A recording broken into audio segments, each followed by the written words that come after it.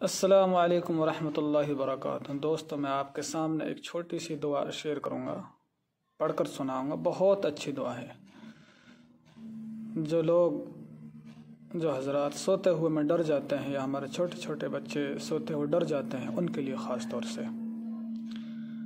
بڑا ہے تو اپنے اوپر سوتے وقت میں پڑھ کر دم کر لیا کریں۔ اگر چھوٹے بچے ہیں تو کسی کاغذ میں لکھ کر ان کے گلے میں لٹکا دیا کریں۔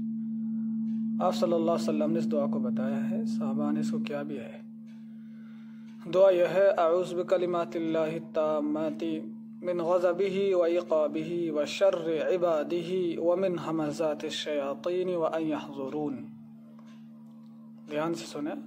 اعوذ بکلمات اللہ التامات من غضبہ وعقابہ وشر عبادہ ومن ہمزات الشیاطین وان یحضرون۔ ہاں، جن لوگوں کا دل گھبراتا ہے، سوتے ہوئے میں ڈر جاتے ہیں، وہ حضرات ضرور اس دعا کو پڑھیں۔ آپ لوگوں کے لیے بہت فائدہ ہوگا۔ اگر ہماری یہ ویڈیو آپ کو اچھی لگی ہو تو شیئر لائک ضرور کریں۔ السلام علیکم ورحمۃ اللہ وبرکاتہ۔